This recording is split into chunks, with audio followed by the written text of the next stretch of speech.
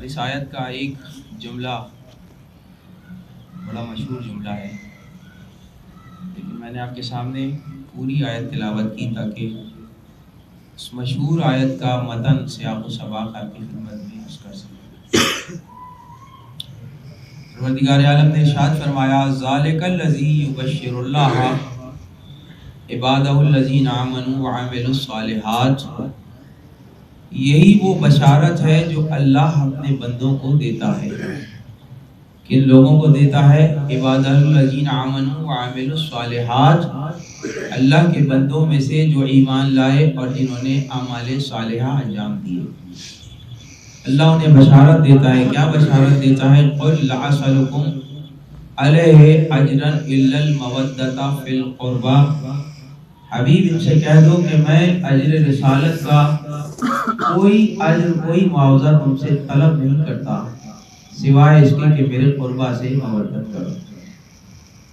آیت یہاں اختتام پذیر نہیں ہوئی، بلکہ پروردگار نے فرمایا وَمَن يَقْتَرِفْ حَسَنَةً نَزِدْ لَهُ فِيهَا حُسْنًا، پھر جو بھی قربا سے مودت کرے گا میں اللہ اس کی نیکیوں کے اجر و ثواب میں اضافہ کرتا ہوں۔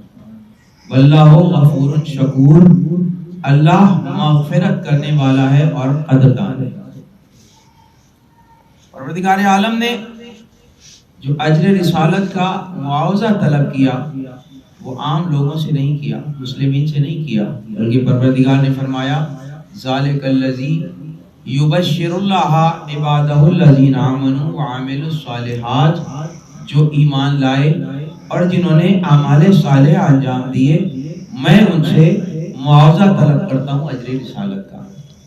اور ظاہر ہے معاوضہ کسی نہ کسی شے کا ہوتا ہے، اور معاوضہ کس چیز کا ہے؟ ایمان اور اعمال صالحہ کا۔ جو پہلے ایمان لائے، ترتیب ذرا آپ کے ذہنوں میں رہے، جو پہلے ایمان لائے پھر اس کے بعد نیک اعمال انجام دیے۔ ایسا نہیں کہا پروردگار نے کہ جنہوں نے نیک اعمال کیے، کہا کہ جو ایمان لانے کے بعد نیک عمل انجام دیتے ہیں ہم ان سے معاوضہ طلب کرتے ہیں۔ پہلے میں اس آیہ مبارکہ کی شان نزول آپ کی خدمت میں عرض کر دوں کہ عرب کے بہت سارے لوگ جمع ہو کر رسول اللہ کے پاس آئے اور آ کر کہا یا رسول اللہ، دین اسلام نے ترقی حاصل کر لی ہے، غلبہ پا لیا ہے اور گروہ در گروہ لوگ اس میں شامل ہو گئے ہیں، یعنی دین اسلام میں اکثریت آ گئی ہے۔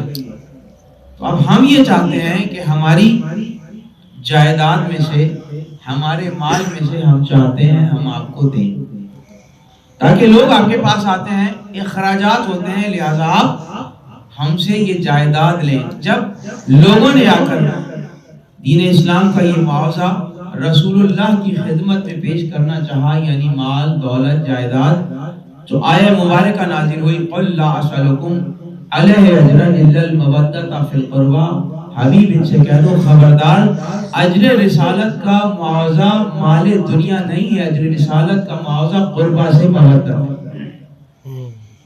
ایک آیت ہے۔ پھر پروردگار نے ارشاد فرمایا سورہ عصر میں والعصر ان الانسان لفی خسر الا الذین آمنوا وعملوا الصالحات، وہاں بھی ذکر تھا ایمان لانے کے بعد اعمال صالحہ کا، یہاں بھی پروردگار نے سورہ عصر میں فرمایا کہ تمام انسان خسارے میں ہے، الا الذین آمنوا وعملوا الصالحات، سوائے ان لوگوں کے جو ایمان لائے اور پھر اعمال صالحہ انجام دیا۔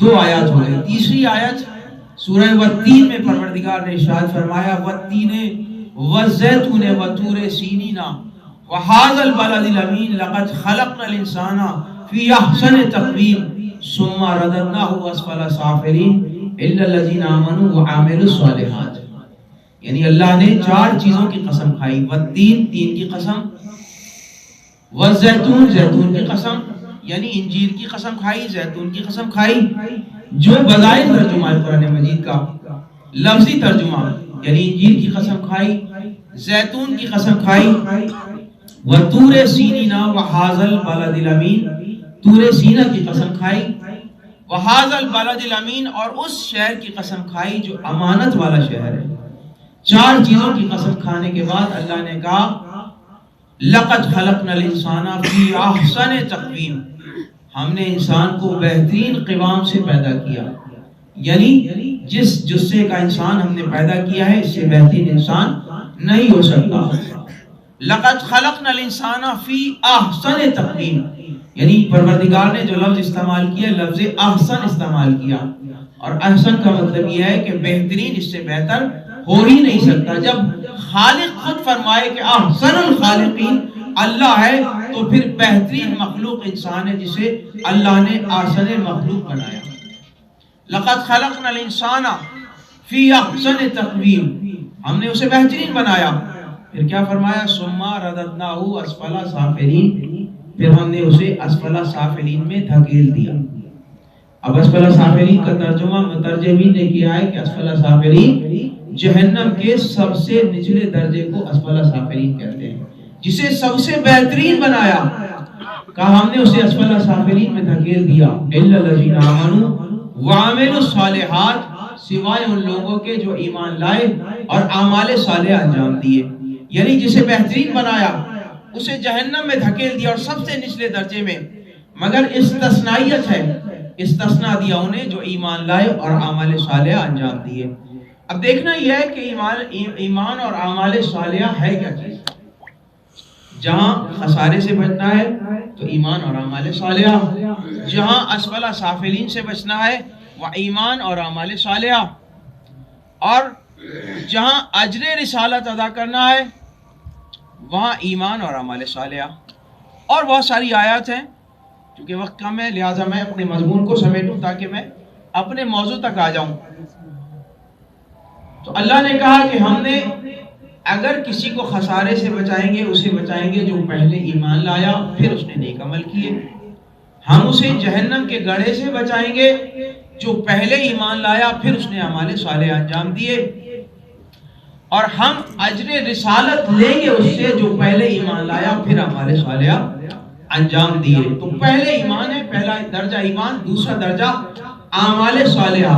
اب میں اگر الفاظ بدل دوں تو ایمان کہتے ہیں اصول دین کو اور اعمال صالحہ کہتے ہیں فروع دین۔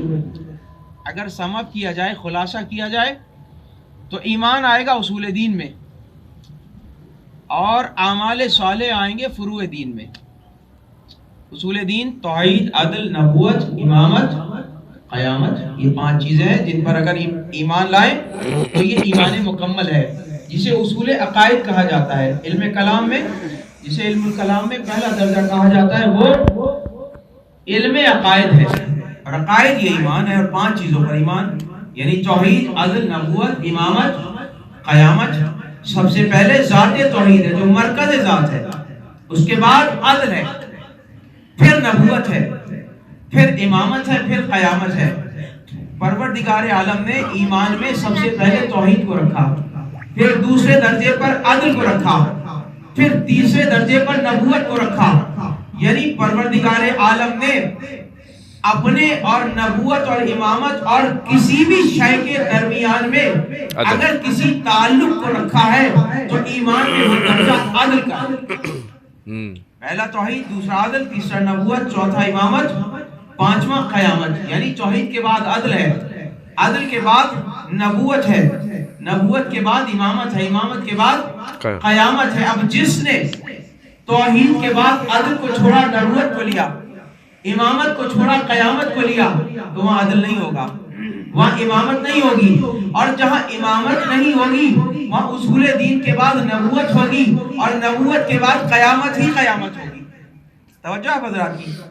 تو اصول دین ایمان، اور اصول کا مطلب ہے جڑیں، اور پھر اس کے بعد اعمال صالحہ، نیک اعمال۔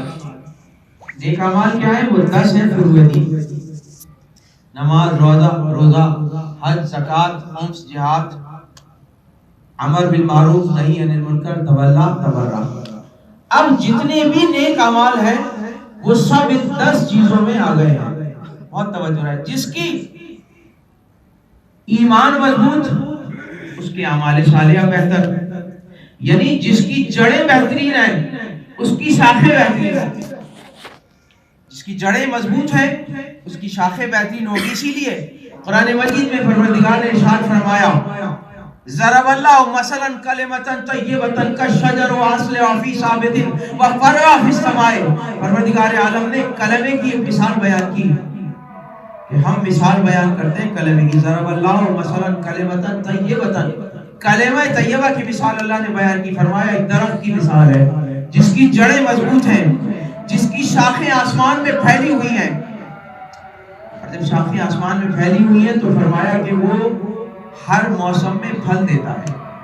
یہ کلمہ طیبہ کی اللہ نے مثال بیان کی، یعنی جڑیں مضبوط ہیں اور شاخیں آسمان میں پھیلی ہوئی ہیں، ہر سال موسم میں پھل دیتا ہے. جب رسول اللہ سے کسی نے پوچھا یا رسول اللہ ذرا اس آیت کی تفسیر تو بیان فرمائیے، آپ نے فرمایا جڑوں سے مراد میں رسول اللہ ہوں. پھر اس میں تنا ہے، تنے سے مراد علی و فاطمہ ہے. پھر اس میں شاخیں، شاخوں سے مراد حسن اور حسین ہے. پھر فرمایا اس میں جو پتے ہیں، پتوں سے مراد ہمارے چاہنے والے ہمارے شیعہ ہیں. اور پھر جب درخت ہرا بھرا ہوتا ہے تو اس کی نشوونما، اس کی رویدگی، اس کی سرسبز و شادابی شاخوں سے نہیں ظاہر ہوتی. اس کی سرسبز و شادابی یا تو پتوں سے ظاہر ہوتی ہے یا پھلوں سے ظاہر ہوتی ہے. تو اس تفسیر میں، اس آیت میں تفسیر میں تو رسول اللہ نے پتوں کا ذکر کیا، مگر آیت میں پتوں کا ذکر نہیں ہے.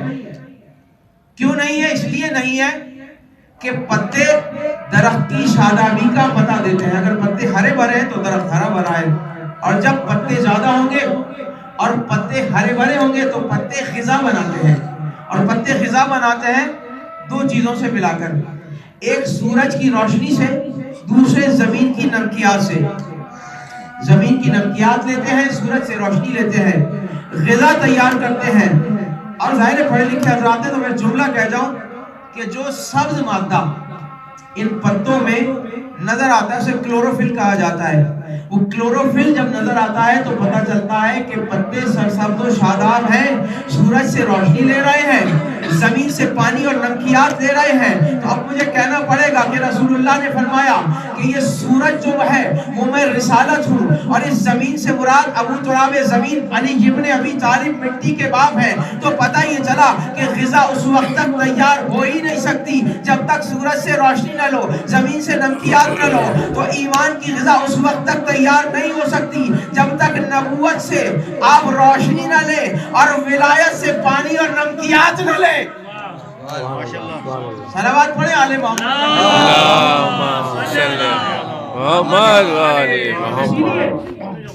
اسی لیے ایک بہت مشہور حدیث ہے، مولانا عبید اللہ امرتسری اہل سنت کے بڑے عالم ہیں، مناقب علی ابن ابی طالب کتاب ہے ارجی المطالب فی مناقب علی ابن ابی طالب. اس میں ایک حدیث انہوں نے کوٹ کی اور بہت ساری کتابوں میں یہ حدیث موجود ہے. کہا کہ اساس لکل شیء، ہر شے کی ایک اساس ہے، بنیاد ہے. اساس دین و حب آل محمد، اور اللہ کے دین کی بنیاد آل محمد کی محبت ہے. اب دو درجے ہو گئے، ایمان اور اعمال صالحہ. ایک اصول دین، دوسرے فروع دین. جب اصول دین پر عمل پیرا ہوئے اور فروع دین کو اپنایا تو پروردگار نے کہا جو کچھ کیا ہے اس کا معاوضہ ادا کرو. آپ نے نماز انجام دی. نماز کے لیے کیا شرائط ہیں؟ بہت توجہ رہے. نماز کے لیے شرط یہ ہے کہ سب سے پہلے لباس پاک ہو، غصبی نہ ہو، جگہ پاک ہو، غصبی نہ ہو، یعنی ظاہری طہارت بھی ہو اور باطنی طہارت بھی ہو. اور پھر اگر پورے ارکان کے ساتھ ادا کریں گے تو قبول ہوگی. پھر اس کے بعد روزہ ہے. روزے کے لیے حکم یہ ہے کہ جو بیمار نہ ہو، صحت مند ہو، سفر میں نہ ہو، اس پر روزہ واجب ہے. اس کے بعد پھر تھوڑا سا آگے بڑھیں، حج ہے. حج کے لیے حکم یہ ہے کہ جو صاحب استطاعت ہو وہ حج کرے. مقروض پر حج واجب نہیں ہے، حکم ہے پہلے قرض ادا کرو. اور یہاں تک حکم ہے کہ اگر کوئی غریب ہے تو پہلے اس کی مدد کرو.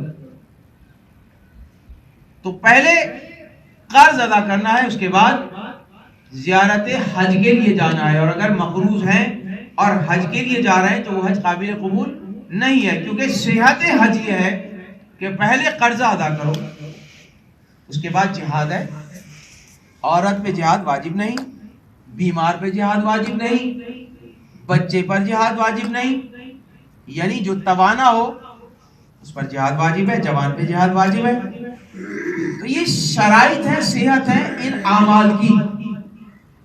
کتنی ساری شرائط ہیں، جب تک شرائط پوری نہ ہو اس وقت تک عبادت قبولیت کے درجے پر آ نہیں سکتی۔ تو جب حج کرنے کے لیے آپ جا رہے ہیں تو حکم یہ ہے کہ پہلے قرضہ ادا کرو، اس کے بعد حج کرو۔ تو ایک عبادت فروع عبادت ہے، اگر آپ نے قرضہ ادا نہیں کیا اور اس عبادت کے لیے جا رہے ہیں تو وہ عبادت قابل قبول نہیں ہے۔ اسی لیے کسی شاعر نے بڑی شائستگی سے اور بڑی خوبصورتی سے ایک شعر میں مودت قربہ کو بیان کر دیا اور کہا کہ پہلے کر لو حاجیو اجر رسالت جو ادا، پہلے کر لو حاجیو اجر رسالت جو ادا، سنتے ہیں مقروض کو حج پر نہ جانا چاہیے۔ صلوات پڑھیں مل کر بابا اللہم صلی اللہ۔ مودت نہیں ہے تو پھر کوئی عمل قابل قبول نہیں ہے، اس لیے کہ قربہ سے مودت پورے دین کا اجر ہے، پورے دین کا معاوضہ ہے، یعنی ایمان اور اعمال صالحہ کی قیمت اگر ہے تو قربہ سے مودت ہے۔ قل لا اسألکم علیہ اجر الا المودۃ فی القربہ، حبیب کہہ دو ان سے کہ میرے اجر رسالت کا معاوضہ تمہارے دین کا، تمہارے ایمان کا، تمہارے اعمال کا معاوضہ اگر کوئی ہے قربہ سے مودت ہے۔ اب یہ قربہ سے مودت کیا ہے؟ امام نے فرمایا، معصوم فرماتے ہیں قربہ سے مراد ہماری جدہ ماجدہ سیدہ فاطمہ زہرا ہے۔ اللہم صلی اللہ محمد و آل محمد۔ اب آیت میں پروردگار نے مودت کا لفظ استعمال کیا، محبت کا لفظ استعمال نہیں کیا۔ مودت اور محبت میں فرق ہے، اور مودت کی توضیح کی علماء نے اور ایک مثال کے ذریعے بیان کیا، بہت خوبصورت مثال تاکہ میری بات آپ تک پہنچ جائے۔ کہا کہ مودت کی توضیح یہ ہے، مثال یہ ہے کہ اگر مچھلی کو پانی سے باہر نکال دو تو مچھلی تڑپ تڑپ کر جان دے دے گی۔ اگر مچھلی کو پانی سے محبت ہوتی تو بغیر پانی کے زندہ رہ سکتی تھی، یعنی مودت کا مطلب یہ ہے کہ جس کے بغیر زندگی نہ ہو اسے مودت کہا جاتا ہے۔ تو پروردگار نے کہا قل لا اسألکم علیہ اجرا الا المودۃ فی القربہ، تم قربہ سے مودت کرو، محبت نہیں۔ اگر مودت نہیں کرو گے تو تمہارا کوئی عمل قابل قبول نہیں ہوگا۔ یعنی پروردگار بتانا یہ چاہتا تھا کہ قربہ سے مودت کا مطلب یہ ہے کہ تمہارا ایمان بھی قبول ہوگا، تمہارے اعمال صالحہ بھی قبولیت کے درجے تک جائیں گے۔ اور پھر فرمایا وَمَن يَقْتَرِفْ حَسَنَةً نَزِدْ لَهُ فِيهَا حُسْنًا، یعنی اب قربہ سے جب مودت کرو گے، مودت کا مطلب یہ ہے کہ اپنی جان و مال آل محمد کے لیے قربان کرنے کے لیے تیار رہو، یہ ہے مودت۔ یعنی تمہاری زندگی بغیر آل محمد کے نہ ہو، زندگی کے ہر پہلو میں سیرت آل محمد ہو، یہ ہے مودت۔ اور پروردگار عالم کو اہل بیت سے محبت تھی، اس نے ان کے لیے ایک بہت بڑی دنیا خلق فرما دی۔ یہ زمین آسمان، چرند پرند، آفتاب ماہتاب، سیارے ستارے، سمندر دریا، یہ سب اللہ نے ان کی محبت میں بنائی۔ ہم حدیث قصہ جب پڑھتے ہیں تو یہ ایک آیت کی تفسیر ہے، یعنی آیت تطہیر کی ایک تفسیر ہے۔ اس میں پروردگار عالم نے ارشاد فرمایا کہ اگر میں انہیں نہ بناتا جو قصہ کے نیچے ہیں تو کائنات کی شے پیدا نہ کرتا۔ انی خلقت السماء مبنیۃ ولا ارضا مدیا ولا قمرا منیرا ولا شمسا مضیا ولا فلکا یدور ولا بحرا یجری ولا فلکا یسری الا فی محبت ہؤلاء الخمسۃ الذین هم تحت الکسائے۔ اگر یہ پانچ نہ ہوتے تو میں نہ آسمان کا شامیانہ بناتا، نہ زمین کا فرش بچھاتا، نہ میں سمندروں کو روانی دیتا، نہ میں آفتاب کو روشنی دیتا، نہ میں چاند کو منور بناتا، نہ ستارے بناتا، نہ سیارے بناتا. میں نے اگر یہ ساری شے خلق کی ہیں تو فقط ان 5 کی محبت میں. جب پروردگار نے کہا کہ میں نے ان 5 کی محبت میں یہ سب کچھ خلق کیا ہے، تو ایک مرتبہ سردار ملائکہ جناب جبرائیل امین نے ایک مرتبہ سوال کر دیا، یا رب ومن تحت القصائے، پروردگار بتا دے اس چادر کے نیچے کون ہے. آواز قدرت آئی، ہم فاطمہ تو وابوہا وبالوہا وبنوہا. اس چادر کے نیچے فاطمہ ہے، فاطمہ کے باپ ہیں، فاطمہ کے شوہر ہیں، فاطمہ کے بچے ہیں. اللہ نے تعارف کروایا کس کو؟ جبرائیل امین کو. اور کس طریقے سے کروایا؟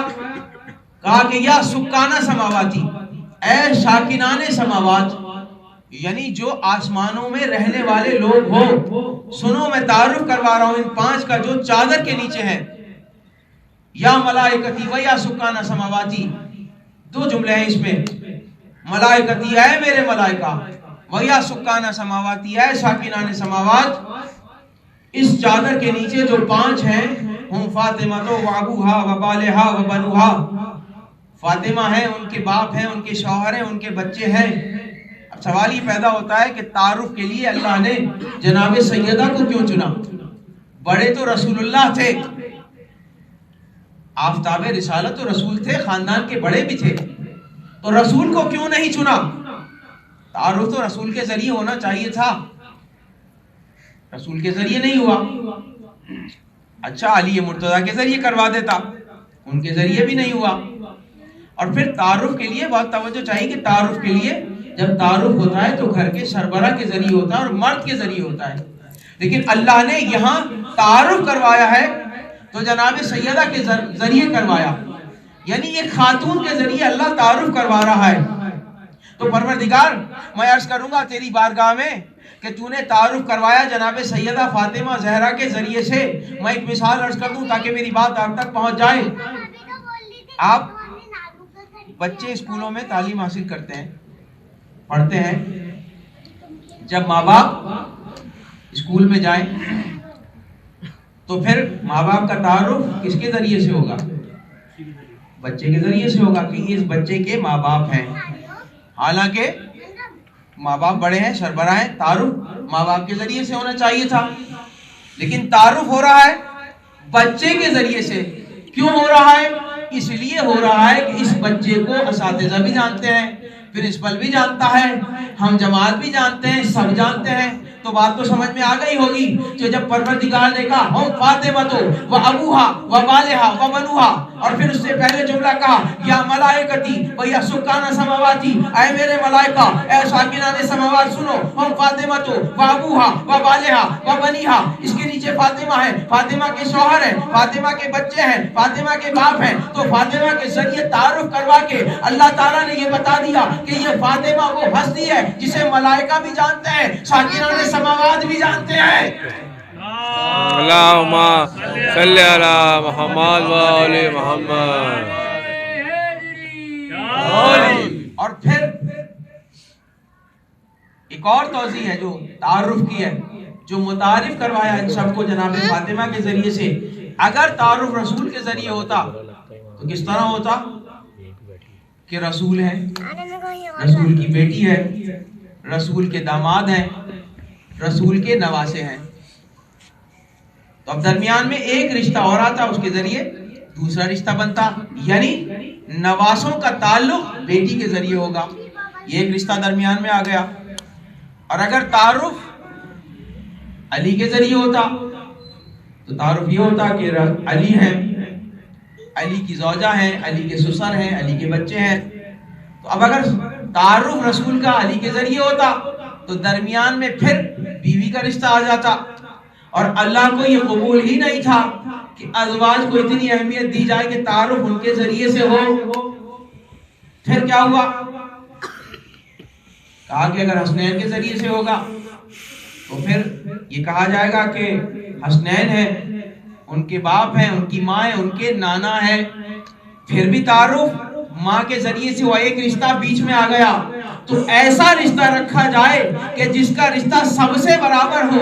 فاطمہ ہے، فاطمہ کے باپ ہیں، فاطمہ کے شوہر ہیں، فاطمہ کے بچے ہیں، سارے رشتے براہ راست رکھے. صلوات پر اللہم صلی علی قربا سے مودت کرو. عربی میں لفظ قربا جو ہے اگر گرامر کے لحاظ سے دیکھا جائے تو واحد مؤنث کا صیغہ ہے، یعنی ایک اور عورت. پروردگار عالم نے قربا کا لفظ استعمال کر کے یہ بتا دیا کہ جس قربا کا میں ذکر کر رہا ہوں وہ ایک ہے اور ایک عورت ہے. اور اگر اب تلاش کیا جائے تو جناب سیدہ فاطمہ زہرا کے علاوہ کوئی قربا نظر نہیں آتی. فرمایا کہ قربا سے مودت کرو. جناب سیدہ فاطمہ زہرا کے دروازے پر جناب سلمان فارسی نے بہت عرصے تک خدمت انجام دی، بہت عرصے تک خدمت انجام دیتے رہے. جب خدمت انجام دی تو اس خدمت کا صلہ اللہ نے یہ دیا کہ تم نے قربا سے مودت کی ہے. سلمان تم صحابی رسول ہو، ہم تمہیں صحابیت سے بلند کر کے اہل بیت میں شامل کرتے ہیں. السلمان منا اہل البیت، سلمان تم ہم اہل بیت کے ہو. یعنی اگر درجات بلند ہوتے ہیں اور اگر قربت الہی حاصل ہوتی ہے تو جناب سیدہ کے دروازے کی خدمت سے حاصل ہوتی ہے. ہم بار بار ہر عبادت میں اگر قربت کی نیت نہ کریں تو کوئی ہماری عبادت قبول نہیں ہوگی. نماز پڑھیں گے قربتاً اللہ، روزہ رکھیں گے قربتاً اللہ، قربانی کریں گے قربتاً اللہ. ہر مسلمان سے پوچھو قربتاً اللہ، اللہ کا قرب حاصل ہو. اور قرب کا مطلب کیا ہے؟ کیا یہ قرب مکانی ہے؟ اگر قرب مکانی ہے تو اللہ تو کسی مکان میں سما نہیں سکتا، تو پھر یہ قرب کیسا؟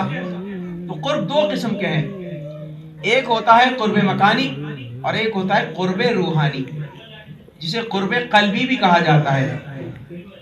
اگر آپ جیسے ہم لوگ یہاں موجود ہیں تو ہم قرب مکانی میں ہیں، سامنے ایک دوسرے کے قریب ہیں.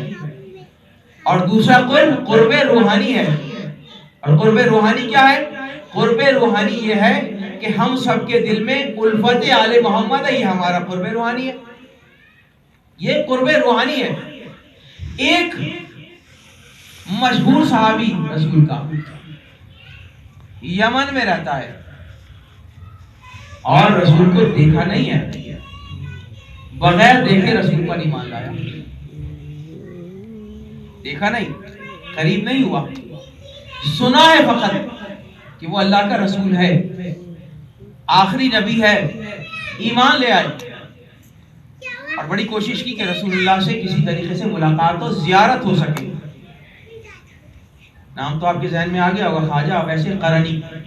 یمن میں رہتے ہیں اور یمن سے مدینے کا ایک فاصلہ ہے.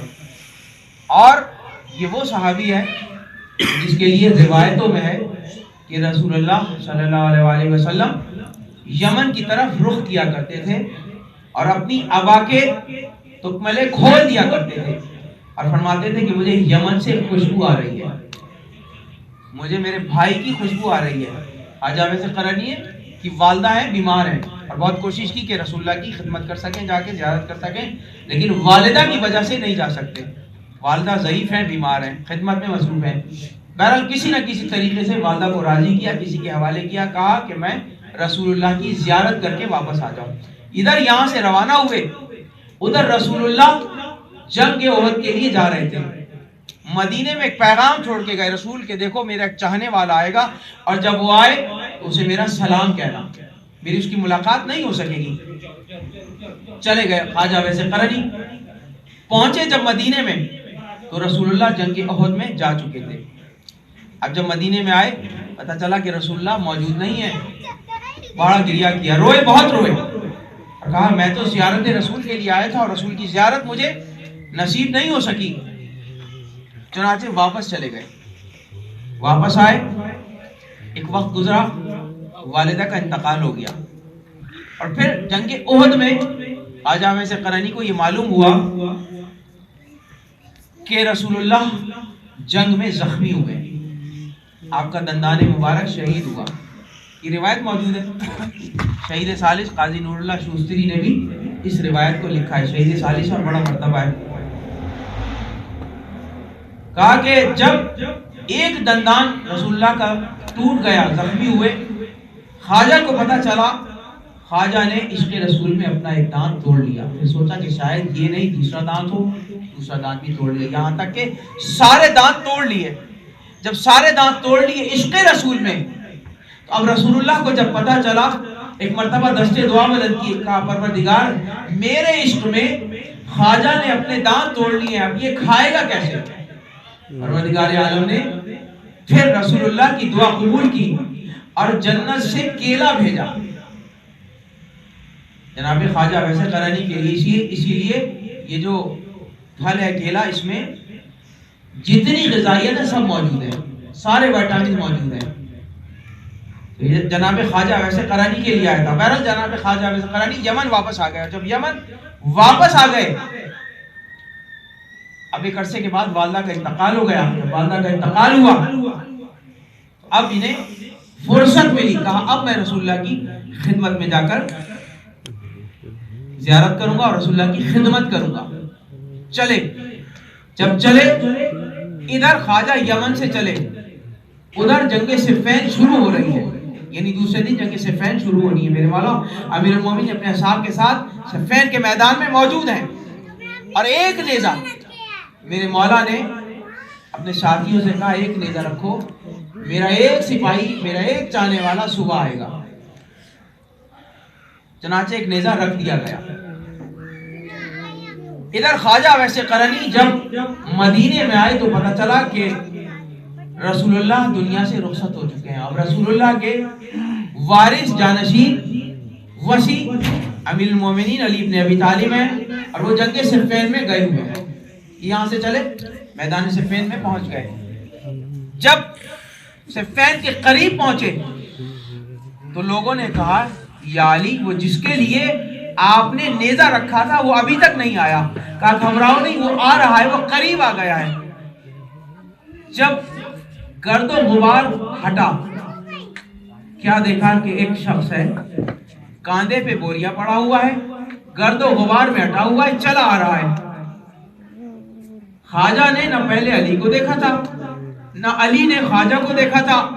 میں الفاظ بدل دوں، نہ مولا نے پہلے موالی کو دیکھا تھا، نہ موالی نے پہلے مولا کو دیکھا تھا، مگر جب موالی کی نظر مولا پر پڑی مولا کو پہچان گیا، مولا کی نظر موالی پر پڑی موالی کو پہچان گئے۔ تو یہ قرب روحانی تھا، قرب قلبی تھا، اسی لیے پہچان گئے۔ اس کی تائید قرآن نے کی کہ مقام اعراف پر کچھ لوگ ہوں گے جو سب کو ان کی پیشانی سے پہچان لیں گے۔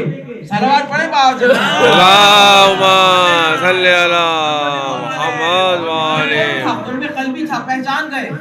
جب پہچان گئے اور وہ نیزہ جو خواجہ کے لیے رکھا تھا وہ خواجہ کو دے دیا۔ جب طبل جنگ بجا، خواجہ وضو کر رہے ہیں نہر فرات کے کنارے، جب طبل جنگ بجا، ایک مرتبہ خواجہ نے پوچھا یہ کیسا طبل بج رہا ہے؟ کہا یہ طبل جنگ ہے جو امیر المومنین نے جنگ کے لیے بجوایا ہے۔ خواجہ وضو کر رہے تھے نماز کے لیے، ایک مرتبہ خواجہ نے وضو چھوڑا، وضو چھوڑنے کے بعد آ گئے امام کی خدمت میں۔ کسی نے پوچھا خواجہ نماز کو چھوڑ کر تم امام کی خدمت میں آ گئے؟ کہا امام نے پکارا ہے، اب اگر نماز پڑھوں گا تو نماز باطل ہو جائے گی۔ بس پتہ یہ چلا کہ جب امام پکارے تو پھر عمل کو چھوڑنا واجب ہے، یعنی ایمان نے نہیں کل ایمان نے پکارا ہے۔ ایسے ہی ایک صحابی نماز پڑھ رہے، توجہ رہے، نماز پڑھ رہے ہیں، رسول اللہ نے آواز دی، لیکن یہ جلدی جلدی نماز پڑھ رہے ہیں، رسول اللہ نے بلائے نماز تمام کروں پھر رسول اللہ کی خدمت میں حاضر ہو جاؤں۔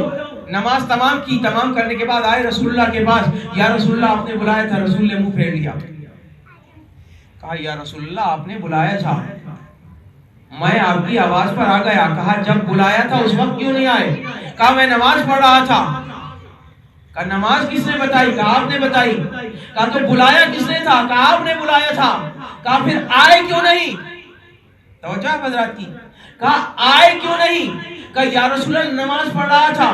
کہا میں نے بلایا تھا، میں تمہارا رہنما ہوں، میں تمہارے وقت کا امام ہوں، تو نماز توڑ کر آنا واجب تھا۔ بس پتہ یہ چلا کہ جب امام پکارے تو آواز پر لبیک کہنے سے حیات ملتی ہے۔ بالکل اسی طریقے سے جیسے ابراہیم نے پرندوں کی منقاروں کو لے کر پکارا تھا اور پرندوں نے ابراہیم کی آواز پر لبیک کہتے ہوئے گوشت کے ٹکڑے اڑ اڑ کر آنا شروع ہوئے. یعنی جب امام پکارے امام حیات دیتا ہے. اسی لیے میرے مولا امام حسین نے پکارا حال میں ناصر ینصرنا. یعنی امام جب پکارے تو امام حیات دے رہا ہے. اور یہ جملہ میرے مولا کا صرف روز عاشورہ کے لیے نہیں تھا بلکہ تا قیام قیامت تھا. حل من ناصر ینصرنا حل من مغیث یغیثنا. میرے مولا یک اور تنہا ہے میدان میں. اور آپ نے ایک مرتبہ استغاثہ بلند کیا. کس نے بلند کیا؟ وہ جو امام وقت ہے. اور جب استغاثہ بلند کیا تو شہیدوں کے لاشیں تڑپنے لگے. میرے مولا نے مخاطب کر کے کہا تھا شہیدوں کو یا پرسان الحجا و یا ابطال صفا مالی انادیکم. اے میرے شیروں اے میرے بہادروں میں تمہیں پکارتا ہوں. مالی انادیکم تو مجھے جواب کیوں نہیں دیتے؟ جب یہ کہہ کر مخاطب کیا شہیدوں کو شہیدوں کے لاشیں تڑپنے لگے. روایت یہ کہتی ہے کہ میرے مولا ابوالفضل عباس کا لاشا اٹھ کر گرنے لگا. تعجب نہیں ہے کہ اس لیے کہ جب ابراہیم نے پکارا تھا تو گوشت کے لوتھڑے اڑتے ہوئے آ گئے تھے. یہ تو فخر ابراہیم ہے. پکار رہا ہے عباس کے لاشے کا تڑپنا تعجب نہیں ہے.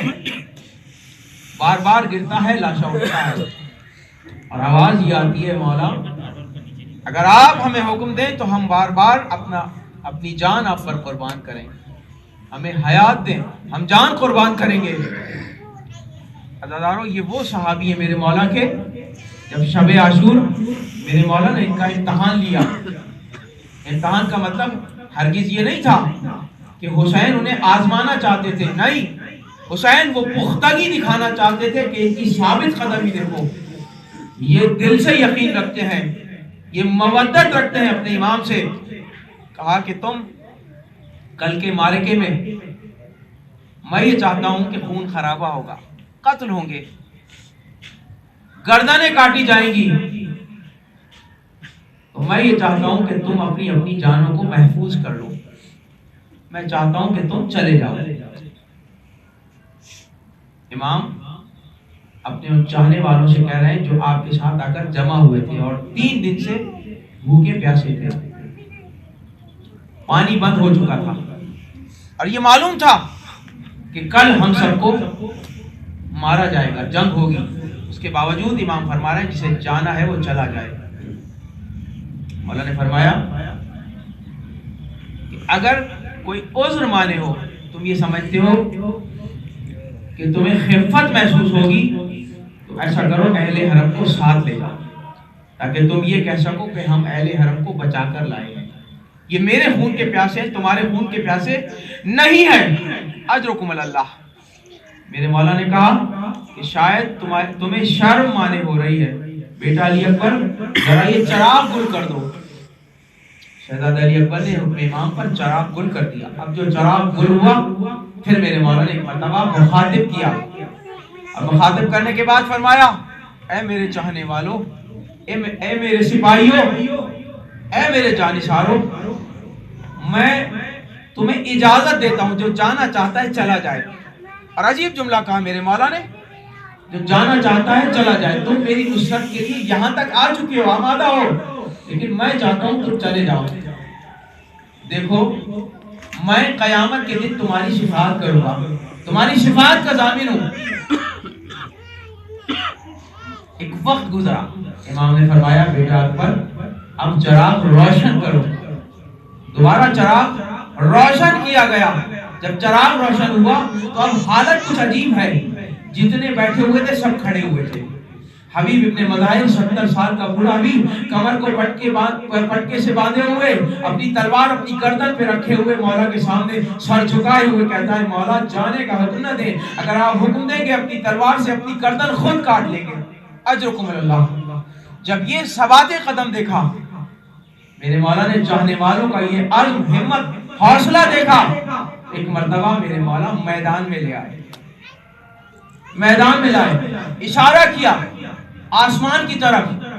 کہا ذرا اوپر دیکھو. اب جو دیکھا تو کیا دیکھا, اشارہ کر کے فرماتے ہیں حبیب ابن مظاہر یہ تمہارا مقام ہے, مسلم ابن اوسجہ یہ تمہارا مقام ہے, عابس ابن شبیب شاکری یہ تمہارا مقام ہے. ایک ایک کا مقام امام نے دکھا دیا. اس کے بعد سب عبادت میں مشغول ہو گئے. اب جو عبادت میں مشغول ہوئے اور سبحان قدوسن کی صدا فرش سے عرش تک گئی تو ملائے اعلیٰ میں ایک مرتبہ شور ہوا. یہ کیسی عبادت ہے, سجدے سے سر اٹھایا, ایک مرتبہ مخاطب کیا پروردگار کو, مخاطب کر کے کہا پروردگار یہ کون لوگ ہیں, اس سے پہلے ہم نے ایسی عبادت نہ دیکھی نہ سنی.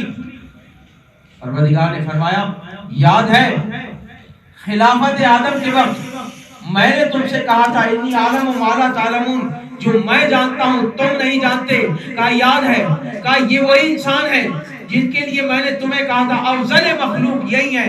دیکھو کہا پروردگار ہم حیران اس بات پر ہیں کہ تیروں اور تلواروں کے سائے میں تیری ایسی بے خوفی کی عبادت کر رہے ہیں, ہم نے اس سے پہلے ایسی عبادت نہیں دیکھی. کہا یہ اس امام کے پیروں ہیں, یہ اس امام سے مودت رکھتے ہیں جس امام کے پیچھے یہ کھڑے ہوئے ہیں. اجرکم اللہ. عبادت میں مشغول ہیں. صبح کا وقت ہوا, صبح کا وقت ہوا, طبل جنگ بجا. ایک مرتبہ ہمارے ابن سعد نے اپنے غلام برید کو بلایا جس کے ہاتھ میں لشکر کا علم تھا. کہا ذرا قریب آ جاؤ. تیر پیکان میں جوڑا. کہا ذرا سب قریب آ جاؤ. کہا دیکھو گواہ رہنا فوج حسینی کی طرف سب سے پہلا تیر میں نے چلایا ہے. ایک مرتبہ اس نے پیکان میں تیر جوڑ کر فوج حسینی کی طرف چلایا. روایتوں نے لکھا کہ ہزاروں تیر تھے جو پیکانوں سے نکلے, ایسا لگتا تھا جیسے تیروں کی بارش ہو رہی ہے. اب جو تیروں کی بارش تھمی, خدا کی قسم میں برداشت نہ کر سکا جب یہ جملہ میں نے پڑھا مقاتل کی روایت میں کہ جب تیروں کا میچ تھما تو حسین کے 72 سپاہیوں میں سے 50 سپاہی جام شہادت نوش کر چکے تھے. اجرکم اللہ, اجرکم اللہ. اس کے بعد فردن فردن جنگ شروع ہوئی. ایک ایک کر کے جاتا ہے, شہید ہوتا جاتا ہے. پہلے اصحاب گئے, پھر آئزہ گئے, آخر میں میرے مولا حسین تنہا رہ گئے. اب یکا تنہا ہے. ایک مرتبہ میدان میں آ کر استغاثہ بلند کیا. حل من ناصر ینصرنا, حل من مغیث یغیثنا, حل من ذاب یذوب حرم رسول اللہ, کوئی ہے جو میری مدد کو آئے. یہ پیغام میرے مولا نے قیامت تک آنے والوں کو دیا, ہے کوئی جو میری مدد کرے. آج لبیک یا حسین کی صدا جس کی زبان سے بے ساختہ نکلتی ہے, حسین کے یہ اس استغاثے کا جواب ہے جو میرے مولا نے عصر عاشور دیا تھا. حل من ناصر ینصرنا, حل من ناصر ینصرنا. جب میرے مولا حسین نے یہ استغاثہ بلند کیا تو خیمے میں ایک چھوٹے سے بچے نے بھی اس آواز پہ لبیک کہا, اپنے آپ کو جھولے سے گرایا. جھولے سے جو گرایا, ایک مرتبہ خیمے میں کوہرام برپا ہوا. جب یہ رونے کی صدا, یہ آہ بکا حسین کے کانوں تک پہنچی. ایک مرتبہ واپس آئے, خیام میں آئے, آ کر پوچھتے ہیں کیا کوئی مر گیا ہے. کہا نہیں مولا, جب آپ استغاثہ بلند کرتے ہیں یہ بچہ ہمک کر خود کو جھولے سے گرا دیتا ہے. اجرکم اللہ, اجرکم اللہ. میرے مولا حسین نے کہا لاؤ ہمیں دو, ہم اصغر کو پانی پلا کر لائیں گے. ایک مرتبہ میرے مولا حسین آخری قربانی کو لے کر میدان میں آئے. یہ قربانی بھی میرے مولا حسین نے بارگاہ خداوندی میں پیش کر دی. تیر سہ شعبہ لگا, علی اصغر حسین کے ہاتھوں پر منقلب ہوئے. حسین نے تیر نکالا. کس صبر و استقامت کا مظاہرہ کیا میرے مولا نے. علی اصغر کو جب لے کر آئے, جب خیام کے قریب پہنچے, اب صابر امام میں ہمت نہیں ہے کہ کس طرح ماں کو علی اصغر کا چہرہ دکھائے ہیں. 7 قدم آگے بڑھتے ہیں, پھر 7 قدم پیچھے ہٹتے ہیں اور فرماتے جاتے ہیں انا للہ و انا الیہ راجعون, رضاً بقضائہ و تسلیما لامرہ. اس کے بعد میرے مولا نے ہمت کو مجتمع کیا, خیمے میں آ گئے. رباب پانی جو نہ پلا سکے, علی اصغر تیر سے شعبہ سے سیراب ہوئے. اجرکم اللہ, اجرکم اللہ. میرے مولا تنہا ہوئے, میدان میں آئے, تنہا ہے مولا, زخموں سے چور ہے. روایتیں یہ لکھتی ہیں کہ 70 مرتبہ میرے مولا نے آ کر خطبہ دیا ہے, نصیحتیں کی ہیں. اور جب خطبہ دینے آئے گھوڑے پر نہیں آئے، اونٹ پر سوار ہو کر آئے۔ جنگ کرنے کے لیے سپاہی گھوڑے پر آتا ہے، اونٹ پر نہیں آتا۔ فرزند رسول 70 مرتبہ آئے، آخری مرتبہ میرے مولا نے نصیحت کی، دیکھو میں رسول اللہ کا نواسا ہوں، دیکھو میں حسین ابن علی ہوں، دیکھو میں وہ ہوں جسے رسول کاندھوں پر بٹھایا کرتے تھے، دیکھو وہ میں ہوں جس کے لیے رسول خطبہ چھوڑ دیا کرتے تھے، دیکھو وہ میں ہوں جس کے لیے رسول نے سجدے کو طول دیا تھا۔ تعارف کرایا تاکہ کوئی یہ نہ کہہ سکے ہمیں معلوم نہیں تھا۔ اس کے بعد میرے مولا گھوڑے پر سوار ہو کر آئے اور فرماتے ہیں دیکھو تم نے میرے پیاروں کو شہید کر دیا، میرے ساتھی مارے گئے، میرے اعزا مارے گئے، میرے بیٹے مارے گئے، میرے برابر کا بھائی مارا گیا، آؤ دیکھو اب حسین کی جنگ دیکھ لو، تم حسین کو کمزور سمجھتے ہو، تم حسین کو تنا سمجھتے ہو، میں حیدر کرار کا بیٹا ہوں۔ ایک مرتبہ میرے مولا حسین نے حملہ کیا، تیغ آبدار کا وہ شدید حملہ کیا۔ روایت نے یہ لکھا کہ اس کا اثر یہ ہوا کہ اتنے سر اڑے کہ 6 دن تک کوفے کے گھروں سے رونے کی آوازیں آتی رہی تھی، اور جب یہ سر اڑنے لگے اور یزیدی فوج کا آخری حصہ کوفے کی سرحدوں سے ٹکرانے لگا، ایک مرتبہ فضا میں آواز آئی، ارجعی الی ربک راضیۃ مرضیہ، تیرا رب تجھ سے راضی ہے، پلٹا۔ میرے مولا حسین نے تلوار کو نیام میں رکھا اور ایک جملہ کہا، ان کان دین محمد لم یستقم لہ الا بقتلی یا سیوف خزینی، اگر دین محمد کی بقا حسین کے خون سے ہے، تلواروں آؤ حسین کے لگ جاؤ، تیروں حسین کے لگ جاؤ۔ کہیں سے تلواریں چلیں، کہیں سے تیر چلے، کہیں سے پتھر آئے، کہیں سے آگ برسنے لگی، زہرا کا لال گھوڑے پر سنبھل نہ سکا، گھوڑے سے زمین پر آئے، سر کو سجدہ خالق میں رکھا، ایک مرتبہ پکار کر کہا، سبحان ربی الاعلی و بحمدہ، سبحان ربی الاعلی و بحمدہ، اے میرے مالک میں نے اپنا سر تیری بارگاہ میں قربان کر دیا۔ ایک مرتبہ حسین کا سر کٹا، نوکے نیزہ پر بلند ہوا، زمین کربلا لرزنے لگی، زلزلہ آیا، سید سجاد کے پاس جناب زینب آئی، شانہ ہلایا، بیٹا سید سجاد ذرا دیکھو تو صحیح یہ زمین کیوں لرز رہی ہے؟ کہا پھوپھی اماں خیمے کا پردہ ہٹائیے، خیمے کا پردہ ہٹا، پھوپھی مجھے سہارا دیجئے، سہارا دے کر کھڑا کیا، ایک مرتبہ پکار کر کہا، السلام علیکہ یا ابا عبداللہ، پھوپھی اماں میں یتیم ہو گیا، میرا بابا مارا گیا، میرے بابا کا کٹا ہوا سر نوکے نیزہ پر بلند ہو گیا۔ قال لعنت اللہ علی الظالمین وسیعلم الذین ظلموا ای